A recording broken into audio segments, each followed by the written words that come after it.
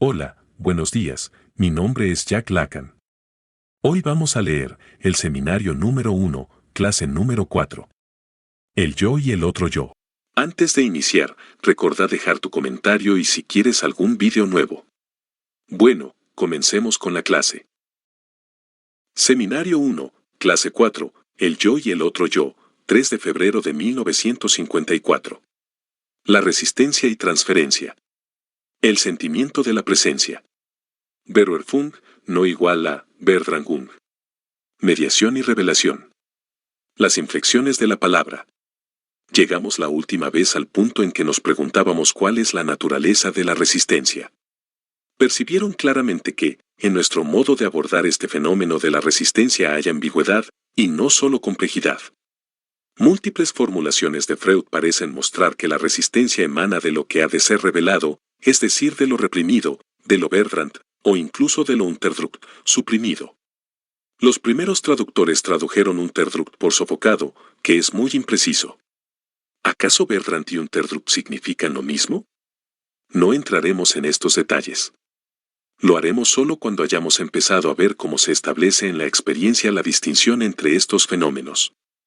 Hoy quisiera conducirlos, en los escritos técnicos, a uno de esos puntos desde donde se instaura una perspectiva.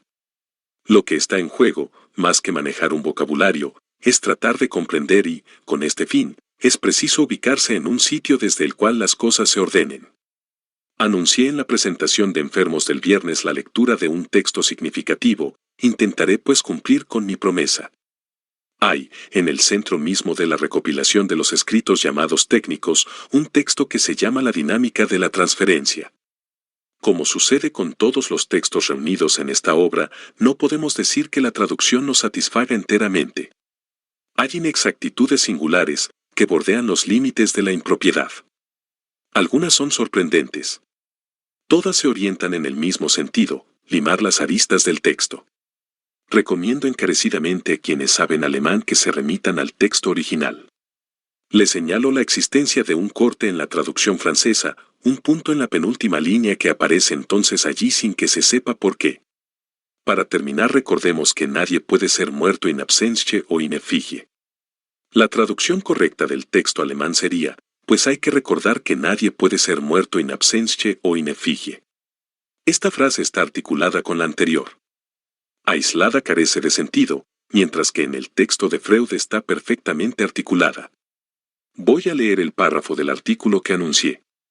Se enlaza directamente con ese importante pasaje de los Studien que ya evoqué, donde se habla de la resistencia encontrada al aproximarse en sentido radial, como dice Freud, al discurso del sujeto, cuando éste se acerca a la formación profunda que Freud denomina nódulo patógeno. Estudiemos un complejo patógeno a veces muy aparente y a veces casi imperceptible. Yo traduciría más bien, o bien aparente como síntoma o bien imposible de aprender, no manifiesto, ya que se trata del modo en que se traduce el complejo, y es de la traducción del complejo de la que decimos si es aparente o imperceptible. No es lo mismo decir que es el complejo quien es aparente o imperceptible. Hay en la traducción francesa un desplazamiento que basta para producir una vacilación. Continúo, desde su manifestación en lo consciente hasta sus raíces en el inconsciente, llegamos enseguida a una región donde la resistencia se hace sentir en forma tan neta que la asociación que entonces surge lleva su marca, la de esta resistencia, y se nos presenta como un compromiso entre las exigencias de esta resistencia y la del trabajo de investigación. No es exactamente la asociación que entonces surge, Nachsteinfall, la asociación más cercana, más próxima, pero, en fin, el sentido está conservado. La experiencia, he aquí el punto capital, muestra que es aquí donde surge la transferencia. Cuando algo en los elementos del complejo, en su contenido, es susceptible de vincularse con la persona del médico, la transferencia se produce, proporciona la idea siguiente, y se manifiesta en forma de resistencia, de una detención de las asociaciones por ejemplo. Experiencias semejantes nos enseñan que la idea de transferencia llegó a ser preferida a todas las otras asociaciones factibles de deslizarse hasta lo consciente, justamente porque satisfacía a la resistencia. Esta última parte de la frase está subrayada por Freud. Un hecho de este tipo se reproduce un número incalculable de veces durante un psicoanálisis. Toda vez que nos acercamos a complejo patógeno, es primero la parte del complejo que puede convertirse en transferencia la que es impulsada hacia lo consciente y aquella que el paciente se empecina en defender con la mayor tenacidad. Los elementos a destacar en este párrafo son los siguientes. Primero, llegamos enseguida a una región donde la resistencia se hace sentir en forma neta. Esta resistencia emana del proceso mismo del discurso, de su aproximación, si me permiten la expresión. En segundo lugar, la experiencia muestra que es aquí donde surge la transferencia. En tercer lugar, la transferencia se produce justamente porque satisfacía a la resistencia. En cuarto lugar, un hecho de este tipo se reproduce un número incalculable de veces en el transcurso de un psicoanálisis. Se trata sin duda de un fenómeno perceptible en el análisis. Y esa parte del complejo que se manifestó en forma de transferencia resulta impulsada hacia lo consciente en ese momento. El paciente se empecina en defenderla con la mayor tenacidad.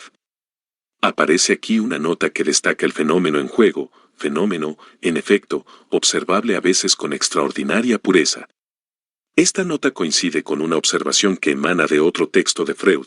Cuando el paciente calla es muy probable que el silenciamiento de su discurso se deba a la aparición de algún pensamiento referido al analista. Un manejo técnico frecuente, pero que no obstante hemos enseñado a nuestros alumnos a medir, a refrenar, traduce esto en una pregunta tipo, ¿sin duda tiene usted alguna idea que se relaciona conmigo?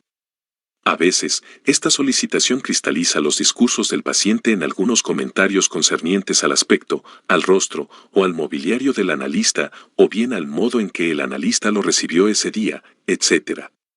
Este manejo no carece de fundamento. Algo de este orden puede ocupar la mente del paciente en ese momento y, al así focalizar sus asociaciones, pueden obtenerse múltiples cosas. Pero se observa a veces un fenómeno infinitamente más puro.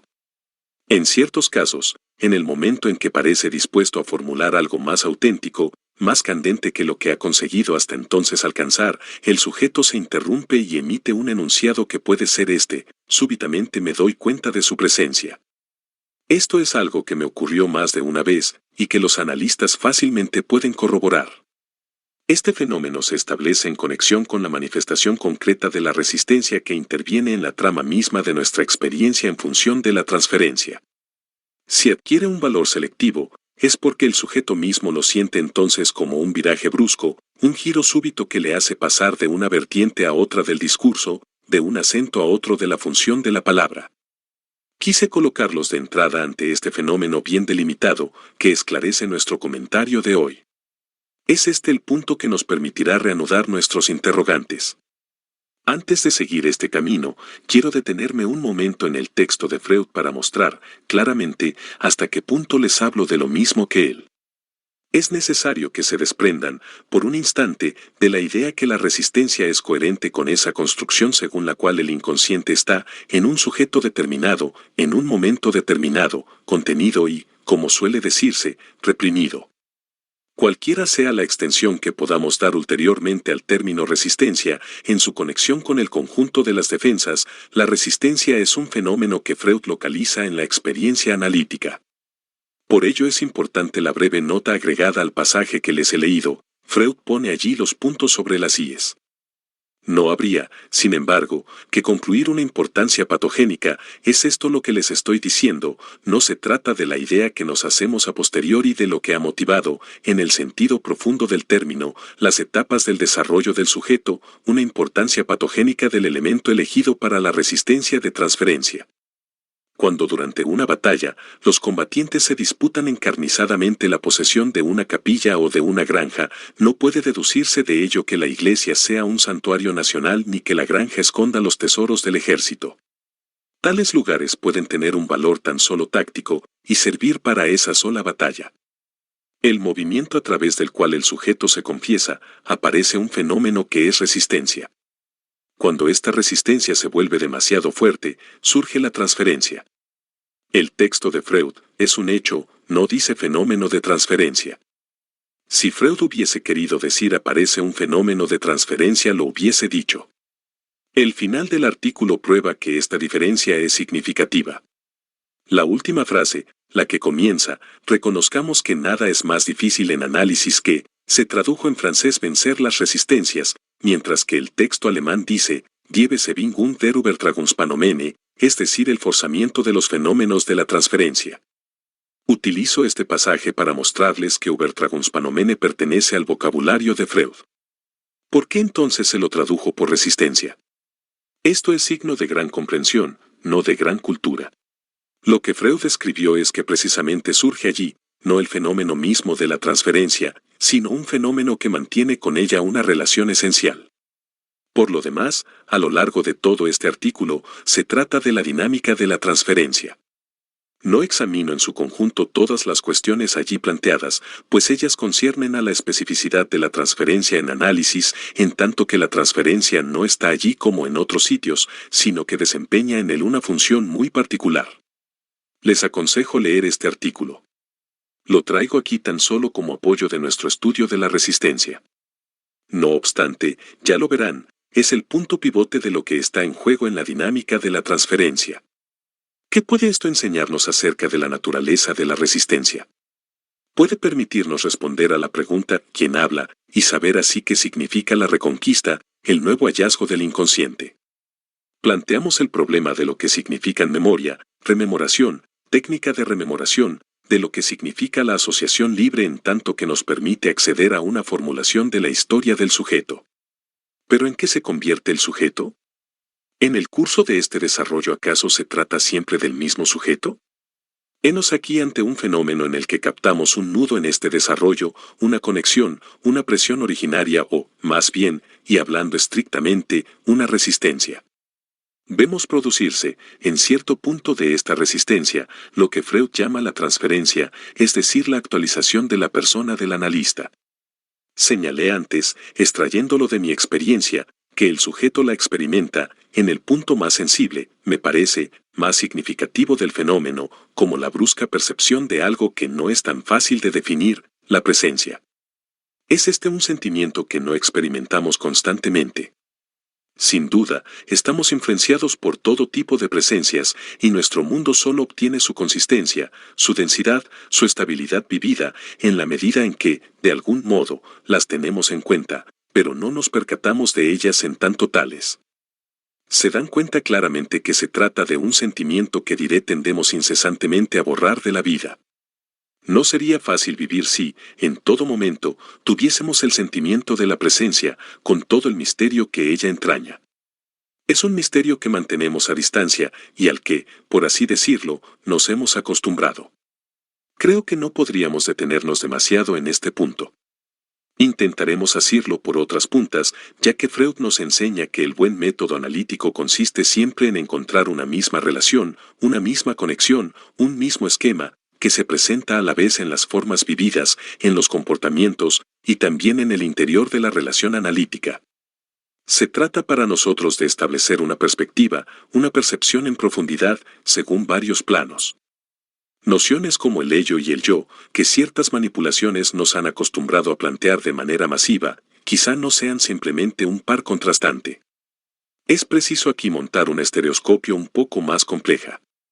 A quienes asistieron a mi comentario sobre el hombre de los lobos, ahora ya tan lejano, hace ya año y medio, quisiera recordarles algunos puntos particularmente impactantes de este texto.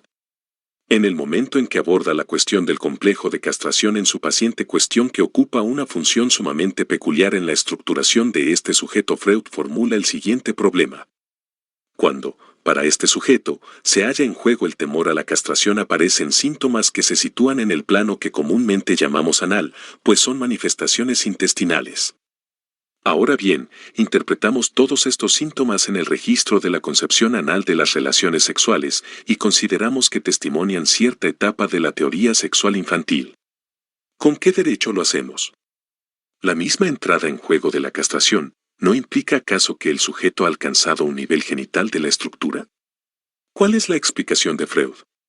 Dice Freud, cuando el sujeto había llegado a una primera maduración o premaduración infantil y estaba preparado para realizar, aunque solo fuera parcialmente, una estructuración más específicamente genital de la relación de sus padres, rehusó la posición homosexual, que es la suya en esa relación, no realizó la situación edípica, rehusó y rechazó. El término alemán es Verwirrt, todo lo que pertenece al plano de la realización genital. Retornó a su verificación anterior de esa relación afectiva, se replegó tras las posiciones de la teoría anal de la sexualidad. Ni siquiera se trata de una represión, en el sentido de un elemento que se habría realizado en cierto plano y que sería luego repelido. La represión, dice Freud, página 111, es otra cosa, eine Verdrängung ist etwas anderes als eine Berufung.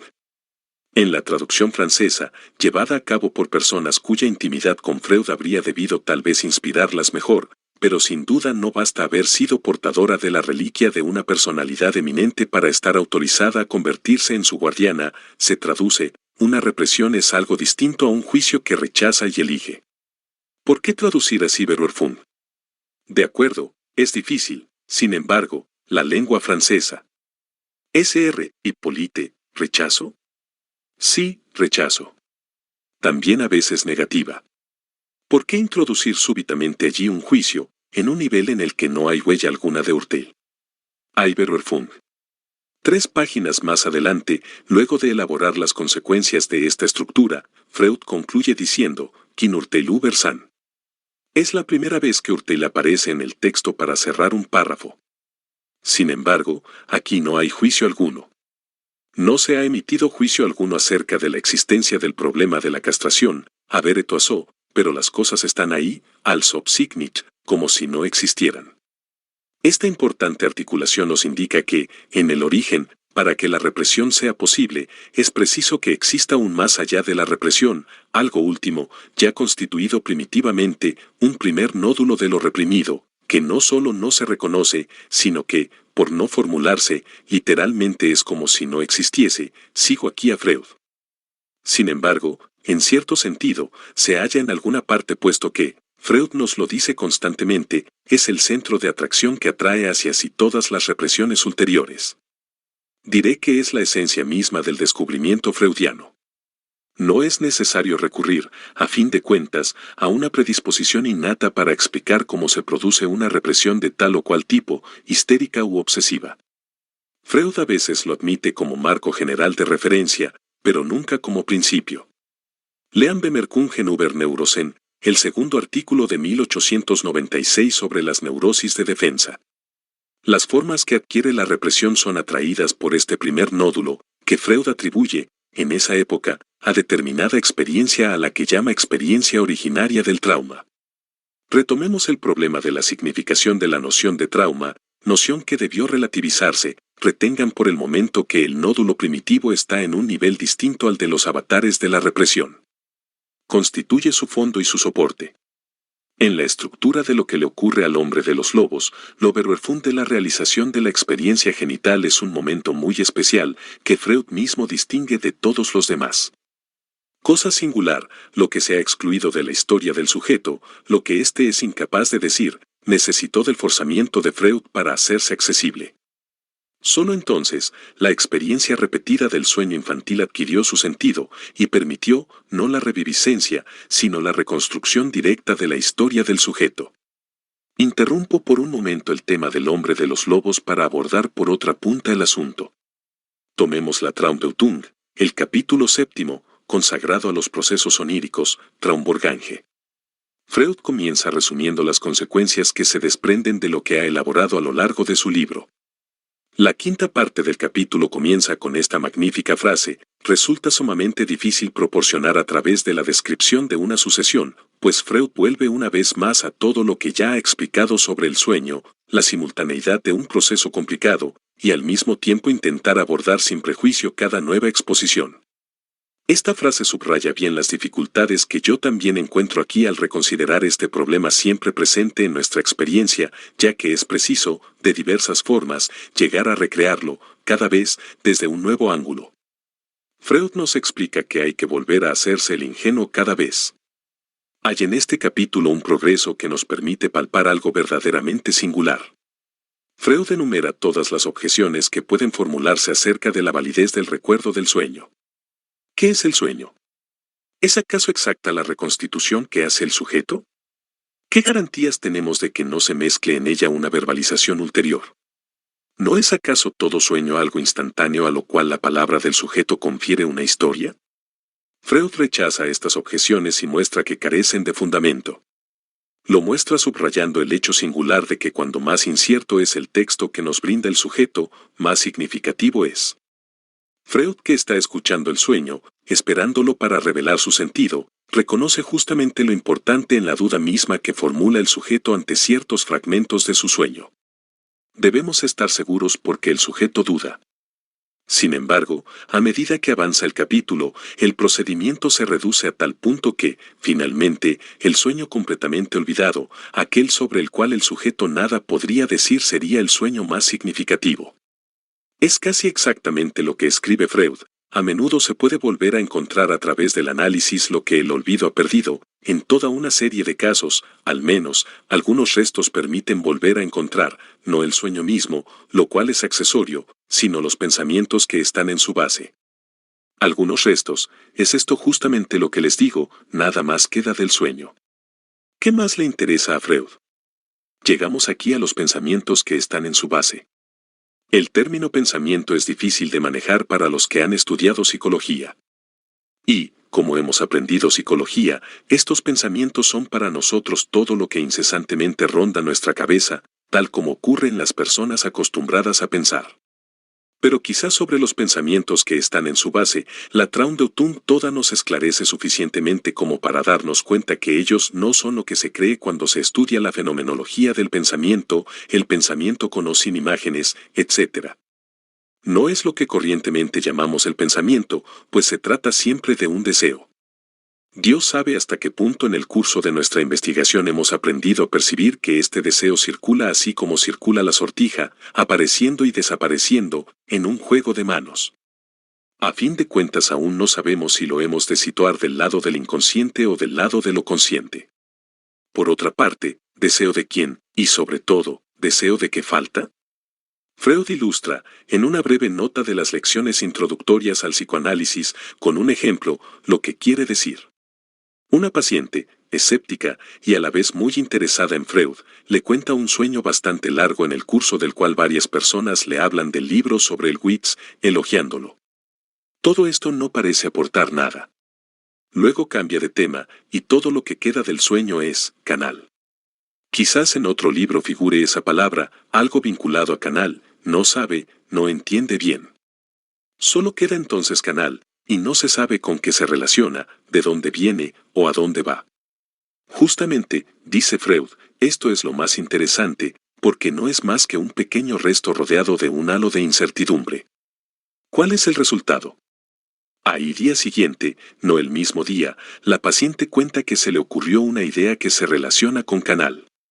Se trata precisamente de una agudeza. Una travesía de Dover a Calais, un inglés y un francés. En el curso de la conversación, el inglés cita la conocida frase, de lo sublime a lo ridículo no hay más que un paso. Y el francés, gentil, responde, sí, el paso de Calais, lo cual es especialmente amable hacia el interlocutor. Pero el paso de Calais es el canal de la Mancha. ¿Volvemos entonces a encontrar el canal, y al mismo tiempo que otra cosa? Presten atención, pues esto cumple la misma función que el surgimiento de la presencia en el momento de la resistencia. La enferma, escéptica, discutió antes largamente el mérito de la teoría de Freud sobre la agudeza. Luego de la discusión, en el momento en que su discurso vacila y no sabe ya qué camino tomar, aparece exactamente el mismo fenómeno, la resistencia tiene presentación transferencial, como decía el otro día Manoni, expresión que me pareció muy acertada pues hablaba como partero. De lo sublime a lo ridículo no hay más que un paso, este es el punto donde el sueño se engancha al oyente, pues esto es para Freud. Así, canal no era gran cosa, pero es indiscutible después de las asociaciones. Quisiera presentar otros ejemplos. Dios sabe hasta qué punto Freud es cuidadoso cuando agrupa hechos, y no es casual que en ciertos capítulos se reúnan cosas diferentes. En el sueño, en el momento en que éste asume cierta orientación, ocurren fenómenos que son de orden lingüístico particularmente. El sujeto con toda conciencia comete un error de lenguaje. El sujeto en el sueño sabe que se trata de un error de lenguaje pues aparece allí un personaje para corregirle. En un punto crítico, hay entonces una adaptación que se realiza mal, cuya función se desdobla ante nuestros ojos. Pero dejemos esto de lado por ahora. Tomemos también, lo elegí un poco al azar esta mañana, ese ejemplo célebre que Freud publicó ya en 1898 en su primer capítulo de la psicopatología de la vida cotidiana. Freud se refiere, a propósito del olvido de nombres, a la dificultad que, un día en una conversación con un interlocutor en el curso de un viaje, tuvo para recordar el nombre del autor del célebre fresco de la Catedral de Orvieto, grandiosa composición que representa los acontecimientos esperados para el fin del mundo y centrada en torno a la aparición del Anticristo. El autor de dicho fresco es Signorelli, y Freud no consigue encontrar su nombre. Otros nombres acuden a su mente, es este, no es este, Botticelli, Boltraffio, no consigue encontrar Signorelli. Lo consigue finalmente gracias a la aplicación de un procedimiento analítico. Pues este pequeño fenómeno no surge de la nada, está inserto en el texto de una conversación. Iban en ese momento de Ragusa hacia el interior de Dalmacia y se encontraban casi en la frontera del Imperio Austríaco, en Bosnia-Herzegovina. La palabra Bosnia se convierte en pretexto para la narración de varias anécdotas y lo mismo sucede con Herzegovina. Surgen luego en la conversación algunos comentarios acerca de una tendencia particularmente simpática de la clientela musulmana, que es, desde una cierta perspectiva, primitiva y que muestra en este punto una extraordinaria decencia. Cuando el médico anuncia una mala noticia, que la enfermedad es incurable, el interlocutor de Freud parece ser un médico que practica en la región, esta gente manifiesta cierto sentimiento de hostilidad hacia él. Enseguida le dicen, si había algo que hacer seguramente usted habría sido capaz de hacerlo. Están frente a un hecho que es preciso aceptar, a ello se debe su actitud cortés, controlada, respetuosa hacia el médico a quien llaman, en alemán, Es este el telón de fondo sobre el cual parece establecerse la continuación de la conversación, puntuada por el olvido significativo que plantea un problema a Freud. Freud señala que seguía con agrado la conversación pero que, a partir de cierto momento, su atención se dirigió a otra cosa, mientras hablaba pensaba en otra cosa hacia la cual esta anécdota médica lo conducía. Por un lado, evocaba el alto valor que confieren los pacientes, en particular los islámicos, a todo lo que se refiere a las funciones sexuales. Un paciente que lo había consultado por trastornos de su potencia sexual le había dicho literalmente, cuando eso ya no es posible la vida no vale la pena ser vivida. Por otra parte, recordó que había recibido, en uno de los sitios que había visitado, la noticia de la muerte de uno de sus pacientes al que había tratado durante mucho tiempo, noticia que no deja de producir, dice Freud, cierta conmoción. No había querido expresar sus ideas respecto a la valorización de los procesos sexuales porque no estaba muy seguro de su interlocutor. Además, adrede no había detenido su pensamiento en el tema de la muerte de dicho enfermo.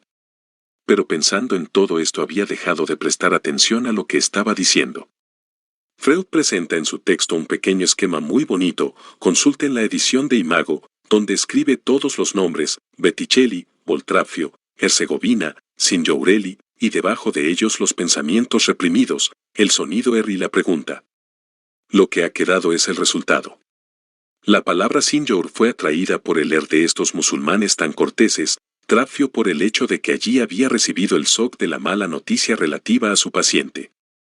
Lo que Freud pudo encontrar, en el momento en que su discurso buscaba al autor del fresco de Orvieto, es lo que quedaba disponible, luego que cierta cantidad de elementos radicales fueran atraídos por lo que él denomina lo reprimido, es decir, las ideas en torno a las historias sexuales de los musulmanes y el tema de la muerte. ¿Qué significa esto? Lo reprimido no estaba tan reprimido, pues si bien Freud no habló de ello a su compañero de viaje, nos lo entrega enseguida en el texto. Pero sucede como si estas palabras, bien puede hablarse de palabras aunque tales vocablos solo sean partes de palabras, ya que tienen vida de palabras individuales, fuesen la parte del discurso que Freud debía verdaderamente dirigir a su interlocutor. No la ha dicho, aunque haya comenzado a hacerlo. Era eso lo que le interesaba, era eso lo que estaba a punto de decir, pero por no haberlo dicho, a renglón seguido en su conexión con su interlocutor solo quedaron desechos, pedazos, desprendimientos de esta palabra. ¿No ven ustedes allí hasta qué punto este fenómeno, que se produce a nivel de la realidad, es complementario de lo que sucede a nivel del sueño? Asistimos aquí a la emergencia de una palabra verdadera. ¿Sabe Dios cuán lejos puede resonar esta palabra verdadera?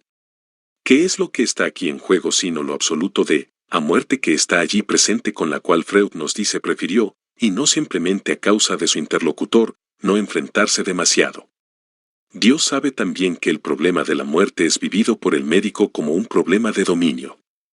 Ahora bien, en este caso el médico, Freud, como el otro, perdió, es siempre así como vivimos la pérdida del enfermo, sobre todo cuando lo hemos tratado durante mucho tiempo. ¿Qué es por lo tanto lo que decapita a Signorelli? En efecto, todo se concentra en torno a la primera parte de este nombre y de su repercusión semántica. En la medida en que Freud no pronuncia la palabra, la que puede revelar el secreto más profundo de su ser, solo puede quedar enganchado al otro a través de los desprendimientos de esta palabra. No quedan sino los desechos. El fenómeno del olvido es manifestado allí literalmente por la degradación de la palabra en su relación con el otro. He aquí entonces a donde quería yo llegar a través de estos ejemplos. En la medida en que el reconocimiento del ser no culmina, la palabra fluye enteramente hacia la vertiente a través de la cual se engancha al otro. No es ajeno a la esencia de la palabra, si se me permite la expresión, engancharse al otro.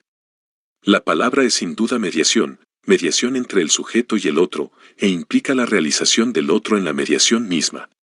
Un elemento esencial de la realización del otro es que la palabra puede unirnos a él.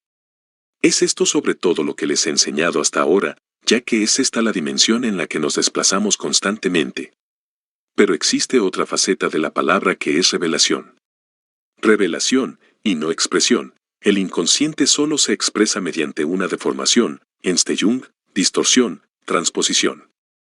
Este último verano escribí función y campo de la palabra y del lenguaje sin emplear allí adrede el término expresión, pues toda la obra de Freud se despliega en el sentido de la revelación, no en el de la expresión.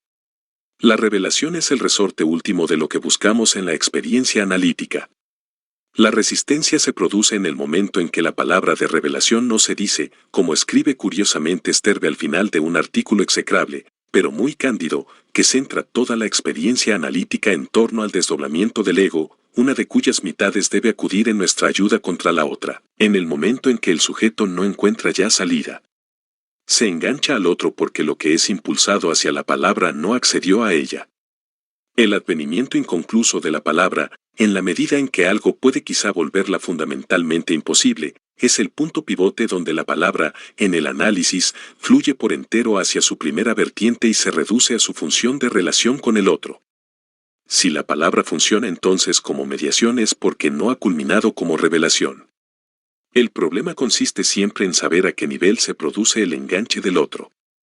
Hay que ser imbécil, como solo se puede serlo a través de cierto modo de teorizar, dogmatizar y enrolarse en la técnica analítica, para afirmar, como lo hizo alguien un día, que una de las condiciones previas al tratamiento analítico era que el sujeto tuviera cierta realización del otro en tanto tal. Por supuesto, pícaro. Pero se trata de saber a qué nivel se ha realizado este otro, cómo, con qué función y en qué círculo de su subjetividad, a qué distancia está de ese otro. En el transcurso de la experiencia analítica esta distancia varía incesantemente. Qué estupidez pretender considerarla un cierto estadio del sujeto.